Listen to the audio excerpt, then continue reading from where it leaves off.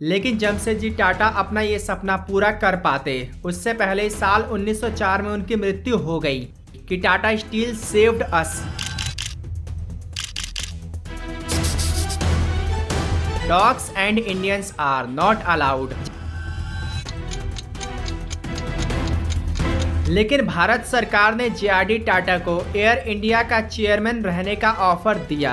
Bill Ford ने रतन टाटा से कहा कि हम आपकी कार कंपनी को खरीदकर आप पर एहसान कर रहे हैं। वर्ल्ड चीपेस्ट कार की बजाय वर्ल्ड अफोर्डेबल कार बताया गया होता तो शायद आज भी टाटा नैनो सड़कों पर दौड़ती नजर आती। दोस्तों, टाटा ग्रुप एक ऐसा नाम जिसके साथ जुड़ा है लोगों का विश्वास। टाटा नमक हो या टाटा नेक्सॉन, टीसीएस हो या ताज होटल या हो आईआईएससी, हर एरिया में टाटा ग्रुप का दबदबा है। आज टाटा ग्रुप का कारोबार 100 से भी अधिक देशों में फैला हुआ है। आज टाटा ग्रुप की वैल्यू $365 बिलियन से भी ज़्यादा है। लेकिन क्या आप जानते हैं कि टाटा ग्रुप की शुरुआत केवल 21,000 रुपयों से हुई थी? तो आखिर इतने कम रुपए में शुरू होने वाली कंपनी आज दुनिया की मोस्ट वैल्यूएबल कंपनीज में से एक कैसे बन गई? टाटा ग्रुप की शुरुआत किसने की और टाटा ग्रुप को इतना बड़ा बनाने में रतन टाटा का क्या योगदान है, आइए जानते हैं आज।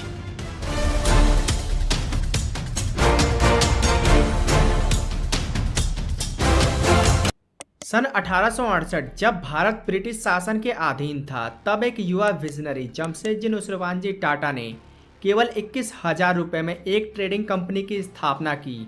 उस समय शायद ही किसी ने सोचा होगा कि ये छोटी सी कंपनी एक दिन दुनिया की सबसे बड़ी इंडस्ट्रियल ग्रुप्स में से एक बन जाएगी। जमशेदजी टाटा का जन्म 3 मार्च 1839 को गुजरात के नवसारी में एक पारसी परिवार में हुआ था। उनके पिता नुसरवानजी टाटा एक छोटे व्यापारी थे जो अपनी आजीविका के लिए मुंबई में व्यापार करते थे। जमशेदजी ने अपनी शुरुआती शिक्षा एल्फिंस्टन कॉलेज मुंबई से पूरी की, जिसके बाद वो अपने पिता के व्यवसाय में जुड़ गए। मगर उनका सपना केवल व्यापार तक सीमित नहीं था, बल्कि वो भारत को एक औद्योगिक शक्ति बनाना चाहते थे। जमशेदजी टाटा को ये एहसास हुआ कि यदि भारत को समृद्ध बनाना है तो उसे ब्रिटिश व्यापारियों की निर्भरता से मुक्त होना होगा और आत्मनिर्भर बनना होगा। उन्होंने भारत में आधुनिक उद्योगों को बढ़ावा देने के लिए 4 प्रमुख टारगेट सेट किए। पहला, एक वर्ल्ड लेवल की स्टील कंपनी टाटा स्टील। दूसरा, एक उत्कृष्ट शिक्षा संस्थान आईआईएससी। तीसरा, एक हाइड्रो इलेक्ट्रिक पावर प्लांट की स्थापना टाटा पावर। वहीं चौथा, एक टेक्सटाइल मिल की स्थापना एम्प्रेस मिल। सन 1877 में जमशेदजी टाटा ने सूरत में एम्प्रेस मिल की स्थापना की। इस मिल में उस समय की सबसे बढ़िया मशीनों को लगाया गया था, जिससे काम बहुत तेजी से और कम लागत में होता था। यह ब्रिटिश मिलों को टक्कर देने वाली भारत की पहली मिलों में से एक थी। जमशेदजी टाटा का मानना था कि यदि भारत को आगे बढ़ना है तो हमें वर्ल्ड क्लास स्टील बनाना होगा, ताकि रेलवे और भारतीय उद्योगों को आत्मनिर्भर बनाया जा सके। उस समय रेलवे के लिए स्टील विदेशों से इंपोर्ट की जाती थी, जिसमें भारत का बहुत पैसा खर्च होता था। अपने इस सपने को पूरा करने के लिए उन्होंने सबसे पहले भारत में आयरन, कोल और वाटर के रिजर्व्स ढूंढना शुरू किया, जिसके लिए उन्होंने अमेरिका के जियोलॉजिस्ट चार्ल्स पेज पेरिन की मदद ली, जिसमें उन्हें 1904 में सफलता मिली। 1904 में उस समय के बिहार, आज के झारखंड के सिंहभूम जिले के साक्ची नामक स्थान को स्टील प्लांट लगाने के लिए चुना गया, क्योंकि यहाँ आयरन, कोल और वाटर के पर्याप्त रिजर्व मौजूद थे। स्थान चुनने के बाद अब बारी थी स्टील प्लांट स्थापित करने की। लेकिन जमशेदजी टाटा अपना ये सपना पूरा कर पाते उससे पहले साल 1904 में उनकी मृत्यु हो गई, जिसके बाद जमशेदजी टाटा के बेटे दोराबजी टाटा ने अपने पिता के सपने को पूरा करने का जिम्मा उठाया। दोराबजी टाटा ने 1907 में Tata iron and steel company TISCO की स्थापना की, जिसे हम आज टाटा स्टील के नाम से जानते हैं। टिस्को की स्थापना झारखंड के साक्ची नामक स्थान पर हुई थी। ये भारत का पहला स्टील प्लांट था जिसने स्वदेशी रूप से स्टील का उत्पादन किया था। 1914 में जब फर्स्ट वर्ल्ड वॉर शुरू हुआ, तब टाटा स्टील द्वारा ब्रिटिश सेना के लिए स्टील की सप्लाई की गई। वहीं सेकेंड वर्ल्ड वॉर के दौरान भी टाटा स्टील द्वारा ही ब्रिटिश सेना के लिए स्टील की सप्लाई की गई थी। उस समय ब्रिटिश सेना के टैंक्स जो टाटा स्टील से बने होते थे, उनके बारे में ऐसा कहा जाता था कि तोप के गोले भी इन टैंकों की दीवारों को पेनिट्रेट नहीं कर पाते थे। जिस कारण उस समय ब्रिटिश सेना और सेनाओं पर भारी पड़ी। ऐसे में उस समय ब्रिटिश सरकार द्वारा ये स्टेटमेंट दी गई कि टाटा स्टील सेव्ड अस, यानी कि टाटा स्टील ने हमें बचा लिया। इन सब चीजों ने उस समय टाटा स्टील को दुनिया का सबसे बेहतर स्टील बनाने वाली कंपनी का टैग दे दिया। वर्ल्ड क्लास स्टील कंपनी के अलावा जमशेदजी टाटा का सपना एक वर्ल्ड क्लास होटल खोलने का भी था। दरअसल हुआ यूं था कि जब एक दिन जमशेदजी टाटा मुंबई के एक फेमस होटल में गए तो उन्हें उस होटल के अंदर जाने से मना कर दिया गया, क्योंकि उस होटल के बाहर लिखा था dogs and Indians are not allowed. जिसके बाद जमशेदजी टाटा ने ये ठान लिया कि वो भारत में एक ऐसे होटल की स्थापना करेंगे जहां सभी बिना किसी रोक टोक आ जा सके। और ऐसे 1903 में जमशेदजी टाटा द्वारा ताज होटल की स्थापना की गई। ताज होटल भारत का पहला होटल था जहां इलेक्ट्रिसिटी से चलने वाले पंखे मौजूद थे। ये भारत का पहला लग्जूरियस होटल था जहां लिफ्ट और टेलीफोन की सुविधा भी थी। ताज होटल उस समय बड़े बड़े स्वतंत्रता सेनानियों के मीटिंग करने का फेमस प्लेस बन गया था। गांधी जी, सरदार वल्लभ भाई पटेल और पंडित जवाहरलाल नेहरू जैसे बड़े बड़े नेता यहाँ आकर ठहरे थे। आज ताज होटल दुनिया के लग्जूरियस होटल्स ग्रुप्स में से एक है। जमशेदजी टाटा का सपना एक हाइड्रो इलेक्ट्रिक पावर प्लांट स्थापित करने का भी था। उनकी मृत्यु के बाद उनके बेटे दोराबजी टाटा ने 1910 में भारत के पहले पावर प्लांट की स्थापना खपोली में की। 1904 से 1932 तक दोराबजी टाटा टाटा ग्रुप के चेयरमैन रहे। दोराबजी टाटा के बाद टाटा ग्रुप के चेयरमैन एक ऐसे व्यक्ति बने जिन्होंने टाटा ग्रुप को आसमान की ऊंचाइयों पर पहुंचा दिया, जिन्होंने भारत के पहले एयरलाइन की स्थापना की। जी हाँ, हम यहाँ पर बात कर रहे हैं जहांगीर रतनजी दादा भाई टाटा यानी कि JRD टाटा की।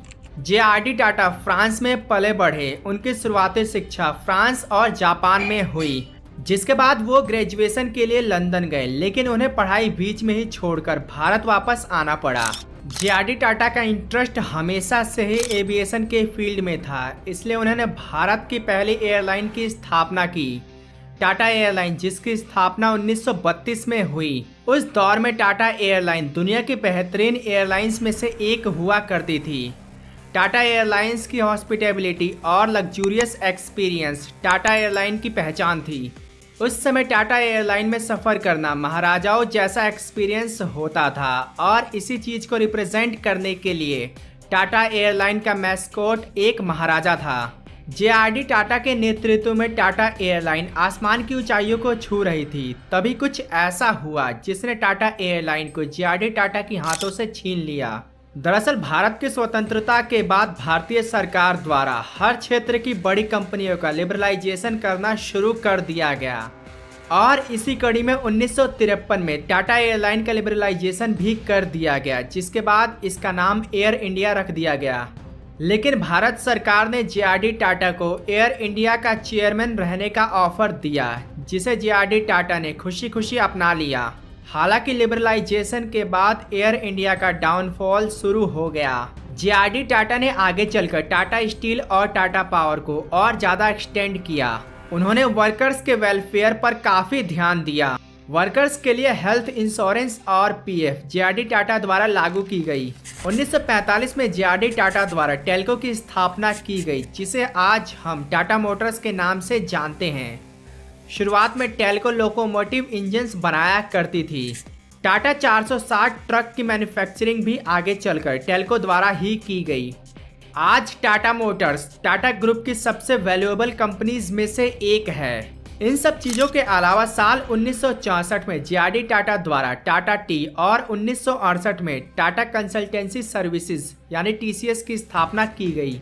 आज TCS भारत की सबसे बड़ी IT कंपनी है। इन सब चीज़ों के अलावा JRD टाटा द्वारा Tata institute of social science यानी TISS, Tata institute of fundamental research यानी TIFR और national centre for farming arts यानी कि NCPA की स्थापना की गई।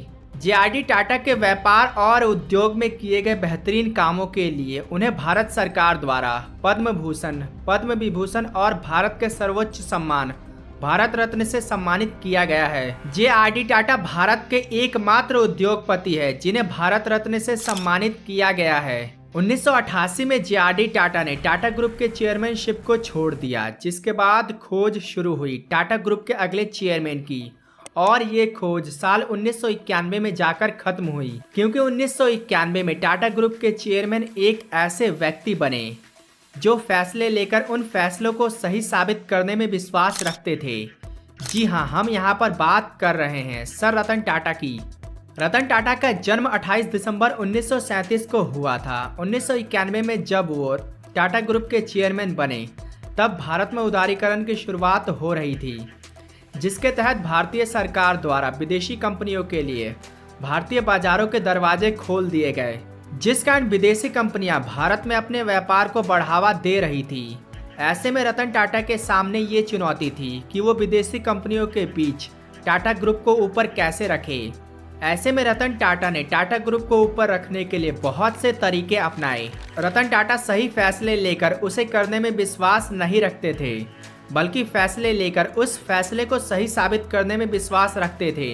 साल 2000 में रतन टाटा द्वारा ब्रिटेन की famous tea company Tetley tea को $431 मिलियन में एक्वायर कर लिया गया, जिसके बाद टाटा टी और टेटली टी का मर्जर कर दिया गया, जिससे टाटा टी को पूरी दुनिया में और ज़्यादा पहचान मिली। वहीं 2007 में ब्रिटेन नीदरलैंड की कोरस स्टील कंपनी को टाटा स्टील द्वारा $12 बिलियन में एक्वायर कर लिया गया, जिससे टाटा स्टील की पहचान यूरोपीय बाजारों में भी हो गई और टाटा स्टील उस समय दुनिया की 5वीं सबसे बड़ी स्टील कंपनी बन गई। रतन टाटा एक ऐसे व्यक्ति थे जिन्हें अपनी सेल्फ रिस्पेक्ट सबसे ज्यादा प्यारी थी। इसी से जुड़ी हुई एक सच्ची कहानी हमें सुनने को मिलती है। दरअसल 1999 में रतन टाटा अपनी घाटे में चल रही कार कंपनी को फोर्ड मोटर्स को बेचने गए थे। इसी दौरान रतन टाटा और बिल फोर्ड, जो कि फोर्ड मोटर्स के मालिक थे, उनके बीच 3 घंटे तक मीटिंग चली।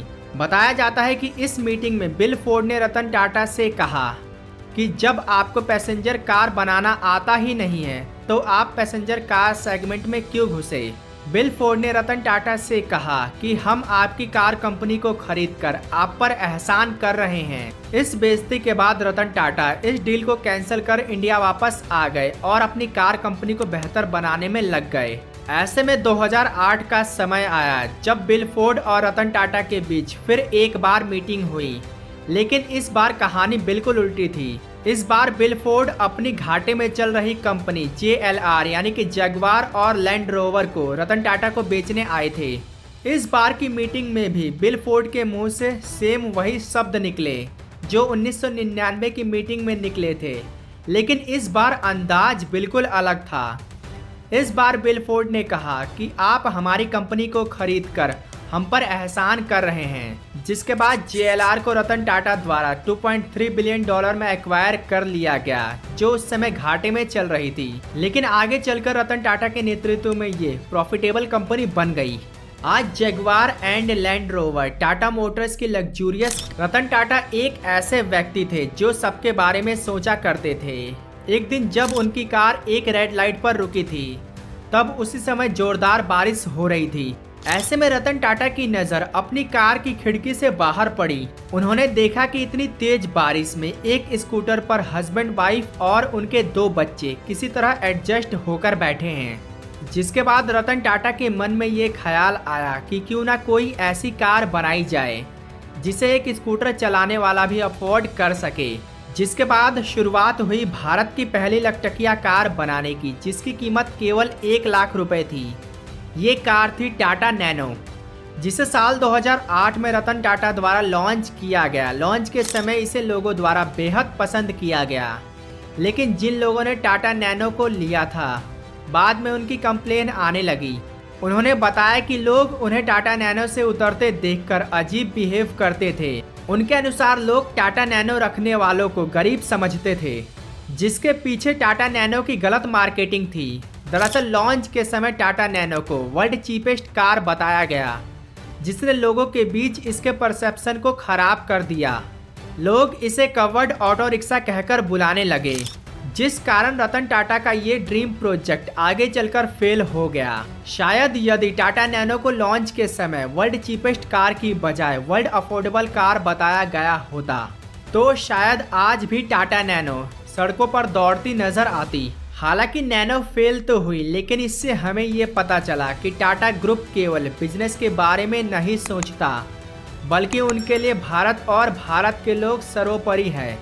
रतन टाटा द्वारा साल 1998 में टाटा इंडिका को लॉन्च किया गया, जो भारत की पहली बेहतरीन कार थी जो इतने सस्ते प्राइस में आती थी। इसी कारण लॉन्च के केवल 6 महीने बाद ही इसकी लगभग 1 लाख यूनिट बेच दी गई। रतन टाटा ने 1991 से 2012 तक टाटा ग्रुप के चेयरमैन पद को संभाला। जब 1991 में रतन टाटा ने टाटा ग्रुप के चेयरमैन पद को संभाला, तब टाटा ग्रुप का नेटवर्थ केवल $5 बिलियन था। वहीं जब 2012 में उन्होंने चेयरमैनशिप को छोड़ा, तब टाटा ग्रुप का नेटवर्थ $100 बिलियन से भी अधिक हो गया। आज टाटा ग्रुप 100 से भी अधिक देशों में ऑपरेट करती है, जिसके पीछे रतन टाटा का अहम योगदान था। रतन टाटा ने अपने टेन्योर के दौरान टाटा मेमोरियल हॉस्पिटल को और बेहतर बनाया, जिसमें गरीबों का बेहतरीन इलाज होता है। आज टाटा मेमोरियल हॉस्पिटल भारत ही नहीं बल्कि दुनिया के बेहतरीन कैंसर हॉस्पिटल्स में से एक है, जिसमें सभी का मुफ्त में इलाज होता है। रतन टाटा द्वारा भारत और भारतीय लोगों के लिए किए गए बेहतरीन कामों के लिए उन्हें भारत सरकार द्वारा पद्म भूषण और पद्म विभूषण से सम्मानित किया गया है। वहीं समय समय पर लोगों द्वारा उन्हें भारत के सर्वोच्च सम्मान भारत रत्न से सम्मानित करने की बात कही जाती है। वहीं रतन टाटा को Order of Australia, Carnegie medal of philanthropy और ईस्टर्न and young entrepreneur of the year से सम्मानित किया गया है। 2012 में रिटायरमेंट के बाद रतन टाटा ने साइरस मिस्त्री को टाटा ग्रुप का चेयरमैन बनाया, लेकिन कुछ कारणों के चलते साल 2016 में साइरस मिस्त्री को चेयरमैन पद से हटा दिया गया। ऐसा बताया जाता है कि साइरस मिस्त्री के नेतृत्व में टाटा ग्रुप अच्छा परफॉर्म नहीं कर रही थी। मिस्त्री के चेयरमैन बनते ही मिसमैनेजमेंट की प्रॉब्लम टाटा ग्रुप में देखी जा रही थी। कुछ मुद्दों पर रतन टाटा और मिस्त्री के बीच अनबन होने के कारण रतन टाटा द्वारा उन्हें चेयरमैन पद से हटा दिया गया। आज टाटा ग्रुप के चेयरमैन नटराजन चंद्रशेखरन हैं, जिनके नेतृत्व में टाटा ग्रुप ने डिजिटल टेक्नोलॉजी और ईवी में इन्वेस्ट किया है। 2022 में टाटा ग्रुप ने Tata neo super app launch किया, जो टाटा ग्रुप का ई कॉमर्स में बड़ा कदम था। इनके नेतृत्व में टाटा मोटर्स ने टाटा नेक्सॉन ईवी और टाटा टियागो ईवी को लॉन्च किया, जो एक बड़ा कदम था। दोस्तों, आज टाटा आईपीएल दुनिया का सबसे बड़ा क्रिकेट लीग है। यदि आप इस बारे में जानना चाहते हैं तो इस वीडियो को देखना ना भूलें। तब तक के लिए आपका बहुत बहुत धन्यवाद।